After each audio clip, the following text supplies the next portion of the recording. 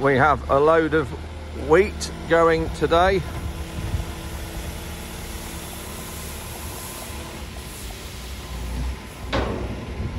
This is feed wheat,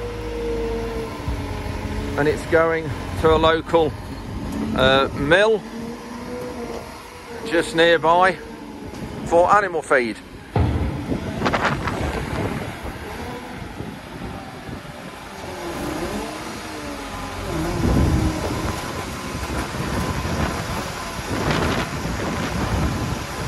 But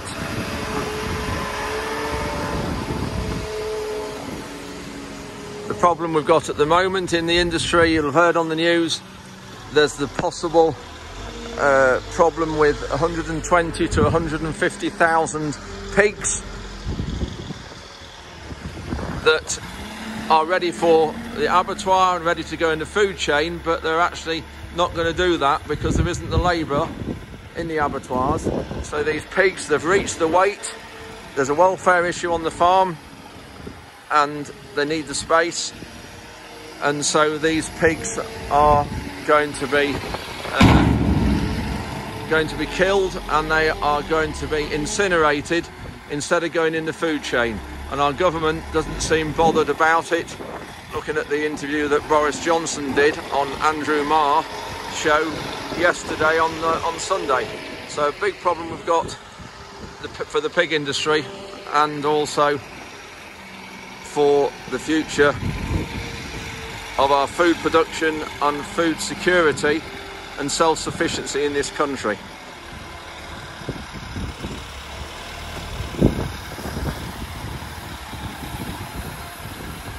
So we're harvesting sugar beet again today. It's Monday, and we decided to do this despite having 13 millimetres of rain only a couple of days ago and all the rain we've had this last week. But the problem we've got is we've got rain forecast for all day tomorrow, and the area of ground, the outsides of the fields or the headlands that we know it as, that we lifted and got out the ground on Monday in very good conditions, do we risk damaging these now? Because these are obviously wet at the moment, we're not having a crop on, and the trailer has got to get from the field, which is there, and the harvester behind me running, has got to get the crop from there across to the concrete there, which means running on this area that was harvested last week. But the problem we've got is this area is still very soft and there's risk of damaging it with the trailers. But actually I'm quite surprised because it's not damaging it as much as I thought it would do. And so this is what we've got now. So this is the area that the machine was lifted the other day, and this is the tractor and trailer now bringing the beet off the field. So it's not damaging it as much as I thought it might do. So what we're going to do now is we're going to come in this afternoon with the quad track and the solo, and we're going to get this field worked up, and so when the beet is all out the ground, this field will also be worked ready for the rain that's coming tomorrow. And here we've got another trailer coming to the field now.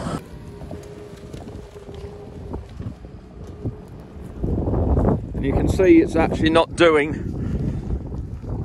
as much damage as you'd think. It's got good wide tyres on the trailer, which obviously is a good thing. But if we got rain on this before we managed to pull it up, then this will be like a quagmire tomorrow and the next day, and it'll stand in water. And so we've decided to get this crop out the ground, and at least then we'll have some beet on concrete, and we'll be able to get it in the beet factory. So that'll be a good thing, and get this field cultivated, ready for drilling with winter wheat.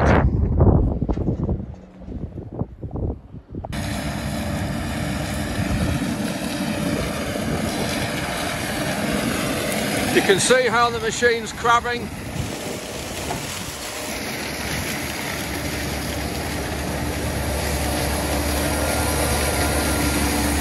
You can also see there's a lot more soil coming up with the sugar beet now than there was.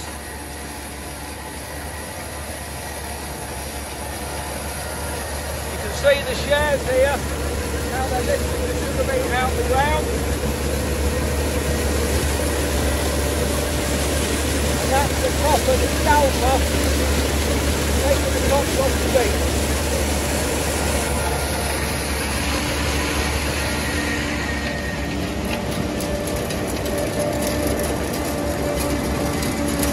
see the turbine's now working, and we're putting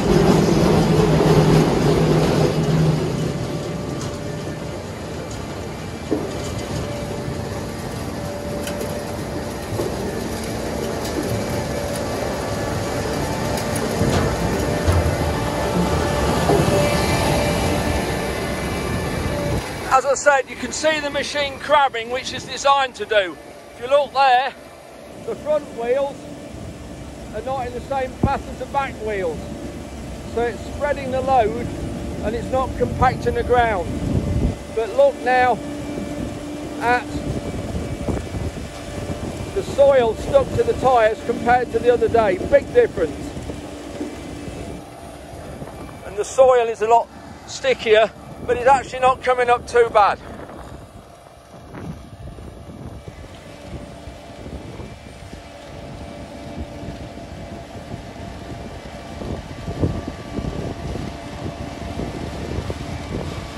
I've decided to push this beet up a little bit on this concrete in case we don't hold it all, because we need to get it all on.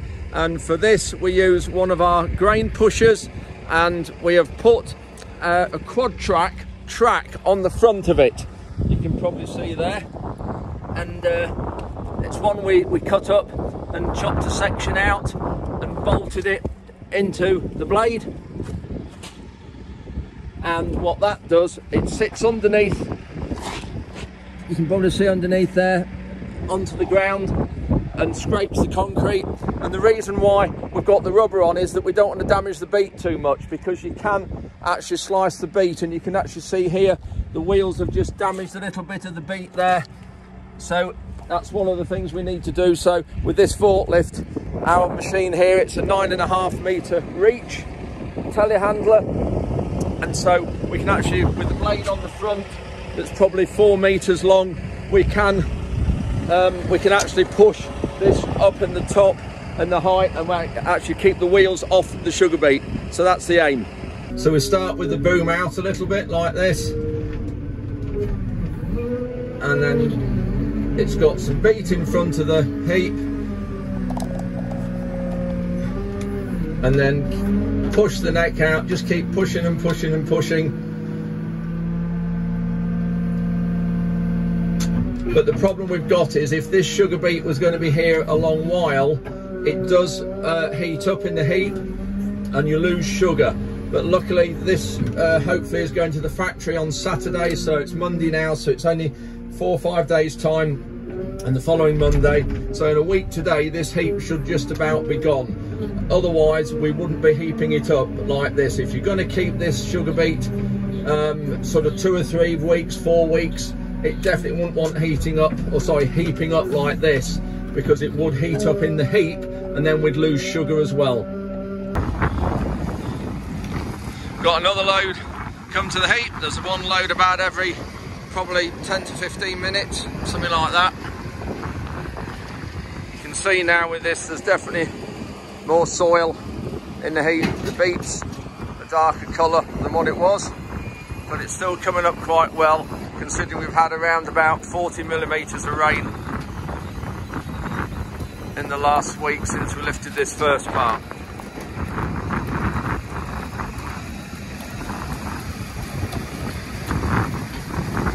So the trailer's tipped really high. These are special beet heapers. Then he lowers it slightly. You can see it lifts the back door as he lowers the trailer, so it leaves the beet a little bit higher in the heap.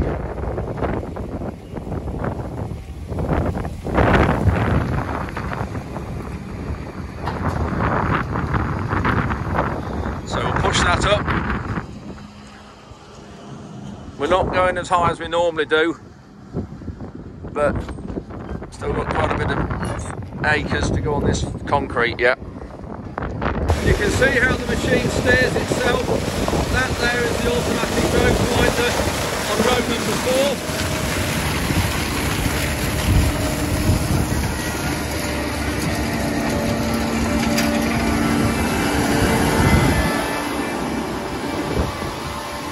And you can see as well how the auto steer's working. Look at that back wheel.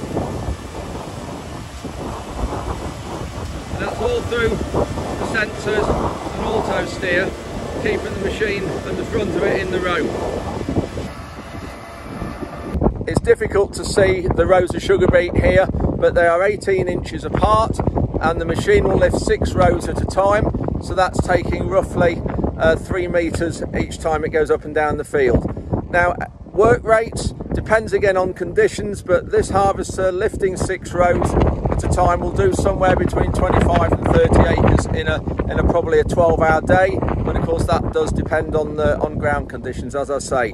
So when we're looking at the crop as well, just remember this is English sugar beet, and this will produce English sugar, and this will be seen on a supermarket shelf in a silver spoon bag with a Union Jack on it.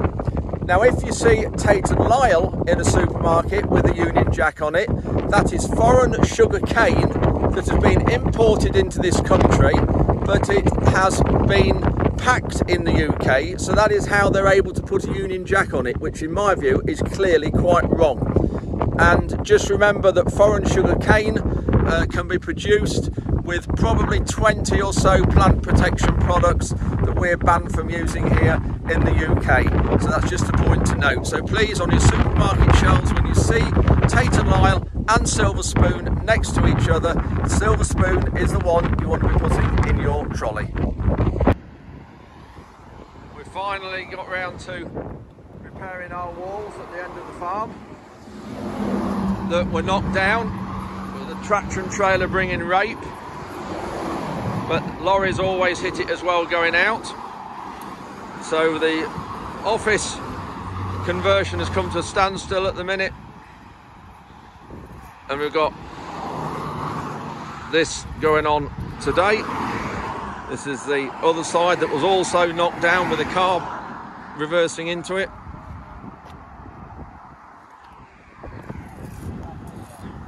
So we've got Ron, Bernie and Tom on the trowels. And of course, these are the bricks that were put in, I don't know, 20 years ago, Ron? 20 years ago at least. Maybe 25. So the problem is then trying to match them. We haven't done too bad a job. I say we, Ron hasn't done too bad a job. Full responsibility taken. So you can see we're on the side of this A17, which you'll have seen from my previous posts is normally massively busy. But at the minute, it's quiet. It's middle of the day. We're going along the farm tracks with a bit of a bodge grader that we've got made out of an old drag. All we've got is a strip of iron on it, welded on, and then a bar at the back, but we are going to make a proper grader this winter. If anybody has any suggestions or any links or any photos of any farm graders that they've made for doing the farm tracks, or any graders that you can buy but would rather make one, I'm thinking of one that would carry some planings in a box, but this is just something that we've bodged up in the workshop quickly not that long ago. I'll just get out and get closer to it.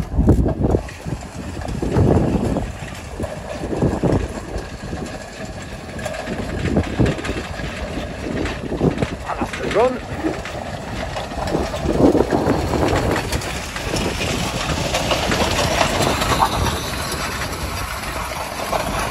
So I've just got an angled bit of RSJ, pulling it in from the sides and obviously filling the potholes in at the same time. Nothing fancy. The corners always get a bit of a hammering as well. We had a lot of sewage sludge brought down this farm track, so the lorries do make a mess of it. That's just filling it in. These farm roads are really good tracks, but we've got that pile of sugar beet that's down there, can't quite see it over the top of that hedge. So this is why I want to make these tracks good before the lorries start taking it, and then we'll have to repair them again when the beet's gone. But the good farm roads underneath here with stone, tarmac planings, and we do look after them and keep them maintained. It just helps the job at harvest time. We can go up and down these roads at 30 or 40 miles an hour with the tractors and trailers, keep the combine running. We're just loading some malting barley out, which is going to the brewery at Burton-on-Trent, and this will go to making Grolsch or Carling lager. We have about 250 tonnes left in this shed here.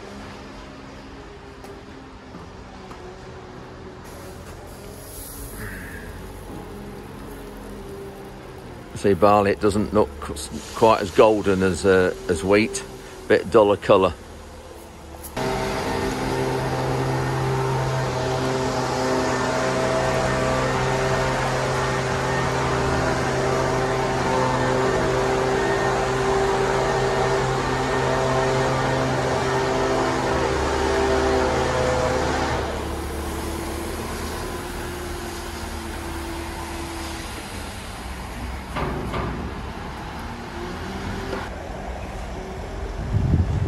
So we've got the front full.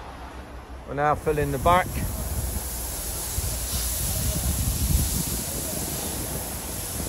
Normally we'd put about 5 buckets on the front, 5 on the back, and maybe 2 in the middle, but it depends on how heavy the barley is, because it will vary each year. We sample every lorry with this sampler. We've just come up on this access platform in this cage to have a look.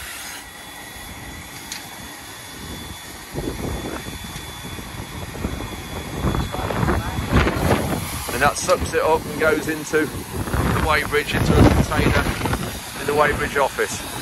We would sample 1 on the front and 1 on the back normally.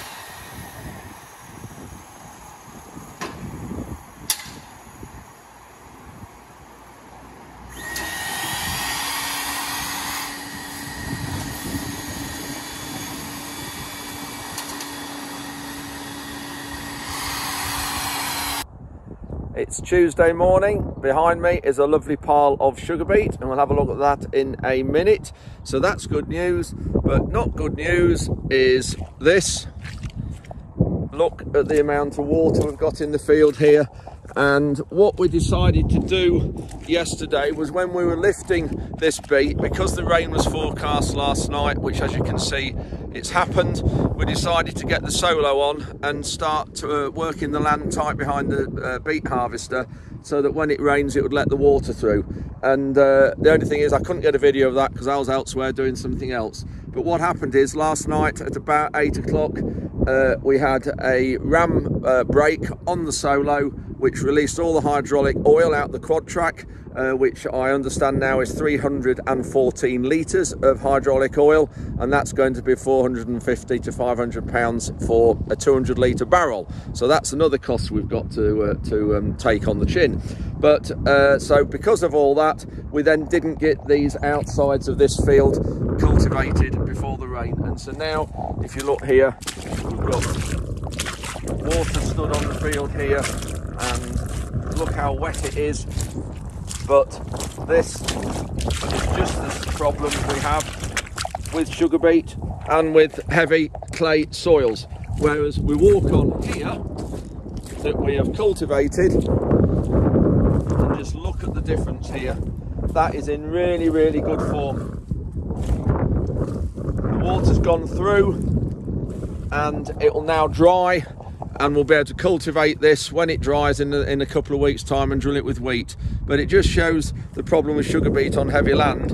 I'm glad we lifted this heap, because the heap there is now going to be going into the factory at the end of the week and beginning of next week. But it's just this situation that is not good. But there's just nothing we can do about it. So here we are at the tractor now. You can see when we finished, we had a shower of rain that night, last night, so it's sticky. And This is the solo. So you can see we've got the discs. We've got the loosening legs underneath there to restructure the soil. We've got a metal DD packer there, then another row of discs at the back. And we have taken the press off the back here, because you've obviously seen in other videos we have a press on the back when it's dry. Problem we've got, what happened with Tom, what broke, is the bottom of the ram popped out. It sheared off that collar underneath there. That part there should be up there, it's part of that. It split it, sheared it off, and the bottom of the ram's popped out, which of course all the oil supply going into the ram, it's just lost all the oil. So the tractor has got no hydraulic or transmission oil in it, and so we need to replace that, which we're just going to do today. So if you look on the sight tube there, right down at the bottom, so we need some Hytran oil, which is on its way this morning. But looking at this machine, I'll see if I've got a quick video of it working in another field another time, just to show you what this sort of does without the press behind. So here we are at the heap now. We have just pushed this up to get a bit more room on the edge of this concrete. It was full right up further up to the edge of the pad, but we didn't have a lot of room to turn the lorries around, so we've pushed this up with the blade that you've just seen to get it a bit higher. And that's the height that the blades pushed it to, whereas the height in the middle there is the trailers where they tip it to, and then that's what we pushed up a couple of days ago as well. Also, just worth noting, really interesting to see, is how clean this beet is that we lifted a week ago before any rain. I don't think I've ever seen sugar beet so clean as this. There's just virtually no soil in the beet at all. Pick the root up there, look at that, little bit in there, but really, really clean. Compare that to the beet we were lifting yesterday, and yes, this is still good compared to normal, but again, look at the colour of that, how much different, and you can just see straight away there the soil. I'll put the two roots together, soil there and there. And of course, remember, when we take sugar beet into the factory, the lorries we're going into the week, we do get penalised if there's a lot of soil on the sugar beet. More there. You can just see the difference against that one that we lifted end of last week. But it's still good, but we will put it over the cleaner loader that I will show you next week. If you remember the roller on the grass mower that the bearings had collapsed a couple of weeks ago, and we got some prices to repair it, and it was just a hideous amount of money. You can see this is the end plate, and because the bearing had gone, it's worn the whole edge shaped. That's what the other end is like, so these two go on the end. This is an end cap. The end cap normally goes on there, but what actually we're doing, they're changing the design of this, because the parts for this, I think, were nearly £1,000 for the two ends. It's absolutely ridiculous. So we're welding a collar. We've made a ring and a collar to go in there. We've got a shaft we put in there. We're going to put bearings in there and collars, and we're actually going to change the end design so that it's a lot cheaper and a lot easier to maintain and easier to grease. So just a bit of time in the workshop, and these are some bits of steel that we've already had. Just got to buy two bearings, and that will do it. So we'll keep you updated on this. So this is one of the signs that was at the end of the gate on the brick wall that you've just seen being repaired. We've taken it off and cleaned it up and straightened it because it was cracked just at the top here. It is metal, this sign.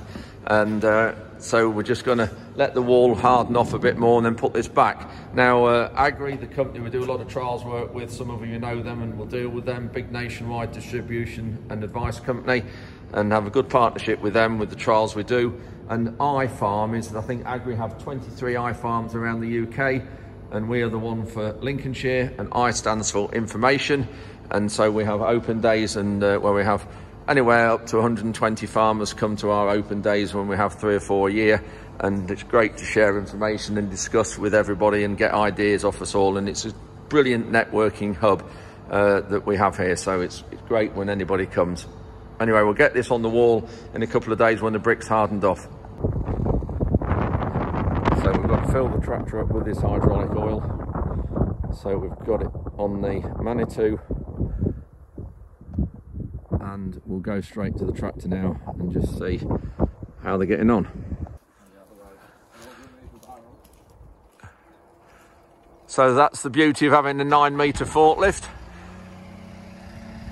Now the thoughts that it needed 300 litres to fill it probably isn't right, Tom and Ruben are thinking. But the price of this oil is about £2.90 per litre, and we've put in probably 120 litres. But while we're at it, because the tank was virtually empty, we've actually changed all the filters as well, so changed all the hydraulic filters while we're at it. So on the next major service, which won't be long, that won't need doing now, and the oil in all this transmission won't need doing. And looking at the ram, you can see here the problem. Crikey, yep, it's just completely come out. There is the collar. So that has completely sheared off the end, and that's what the problem was, so that's why the oil's gone. So luckily with these, we do have quite a few spare rams of these, because we've used a lot of Simba kit. We've got lots of spare rams and bits and bobs, so we've got one of these luckily in the shed. Popped it straight on. That ram now, we have a company at Newark, CG Hydraulics I think it's called. They will repair that, and all ready to go. But this is a bit sticky. We won't go on this now for a few days. Give it a chance just to dry a little bit on top, but that looks in good form. You can do it on video. Trying to find this water pipe now at the stables, but not getting on very well. We know there's a pipe under here. Ruben's got the cross wires and found somewhere underneath here, so we need to dig down. Interesting couple of hours. I've got Mark and Phil here from ITV looking at climate change programme, and so we've got a GoPro. Mark's just adjusting the GoPro that's on the front of the bucket. We've got a lorry of barley here to load, and this is malting barley that's going to go to Molson Coors Brewery at Burton-on-Trent and hopefully turned into lager.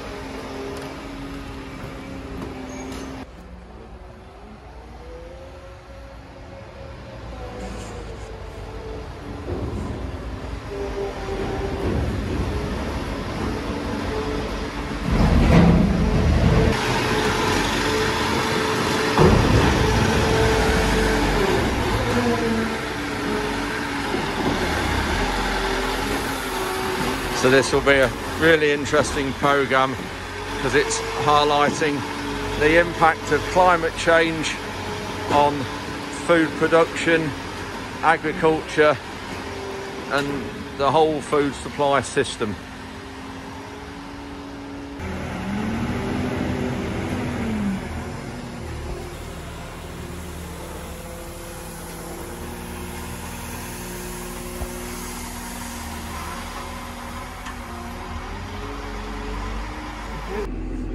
Got Frankie in the cab, and they wanted to film us driving out, which they're over the other side of the yard now, just setting up the camera.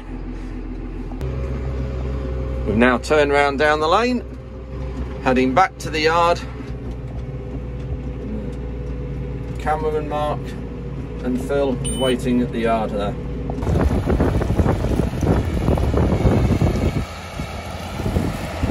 We're spraying glyphosate at the minute, getting ready for planting winter wheat. You just see the blue boom lights there shining down, making Ruben in the cab, seeing whether there's any blocked nozzles or not.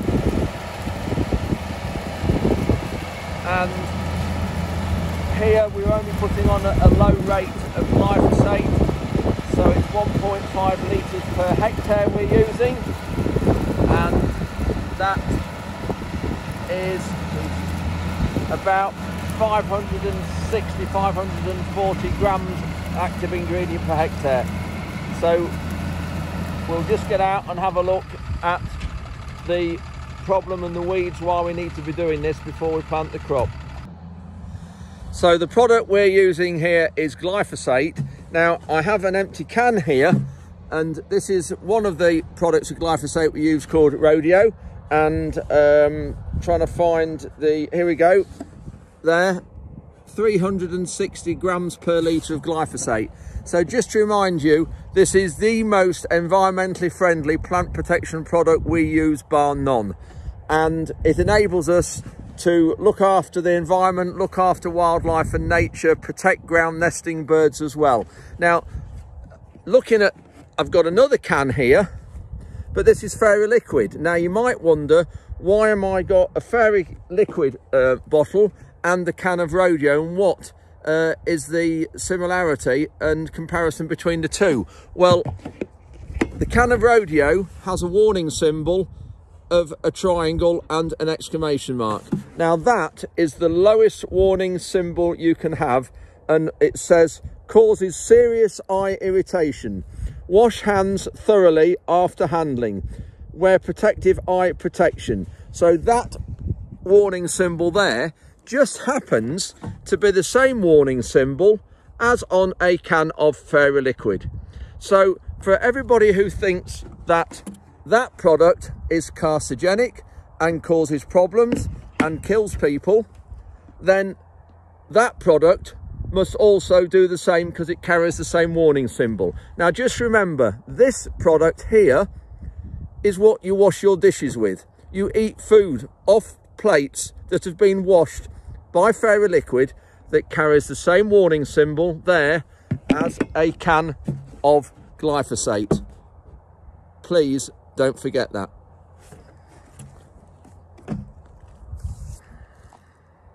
I've just come to British Sugar Factory at Newark, and just looking at picking up a pallet of sugar sticks to go to local cafes and things.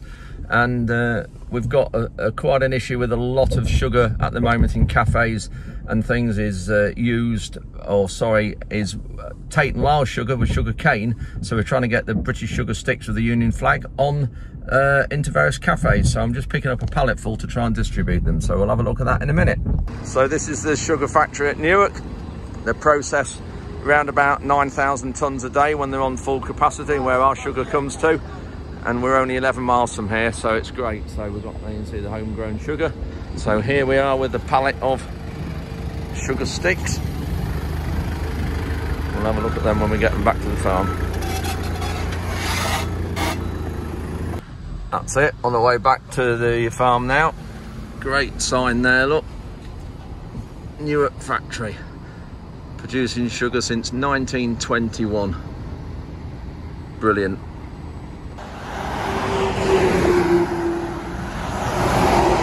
So we've got the walls built up at the end of the drive. We just need the sign to go on there. You can just see the outline. So hopefully it won't get knocked down again. We've pulled it back a little bit. It was up to there, so we've taken it back at least 2 feet. So we're back at the farm with this pallet of sugar sticks. So we'll open one of these boxes just to have a look at it so you can see the difference.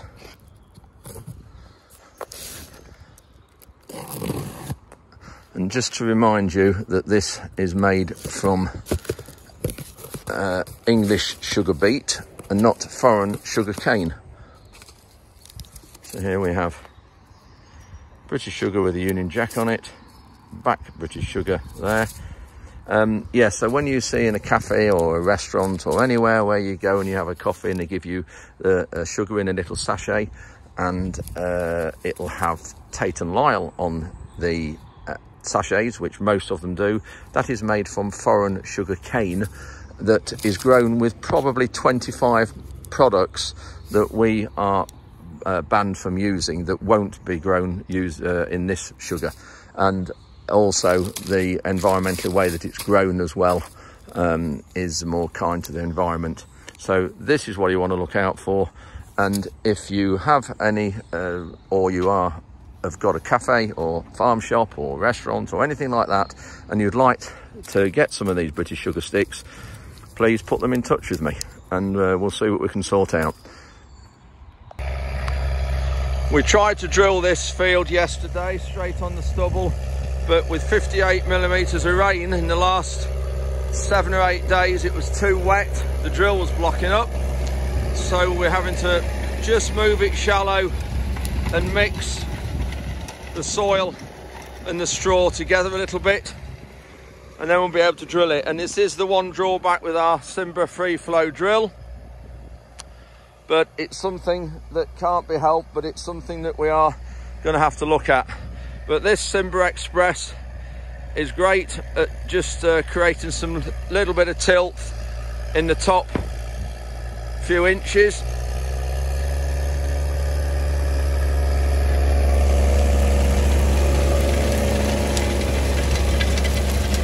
there, mixing it. You see the improved scraper rail that we've done and altered the angle of the scrapers a few weeks ago on another video. But that's the machine now. We're going to leave it for the weekend and then look at drilling it on Monday. But it is sticky up here. It is light land, but there's no stone in this land, whereas only 2 or 3 fields away there is. So you can see here, it's lovely soil though. That's just an oat, volunteer oat that's been sprayed. So all those bit of green like that, they've been sprayed with glyphosate. But yeah, lovely soil here, but it is very, very, very sticky. But it'll be fine after the weekend.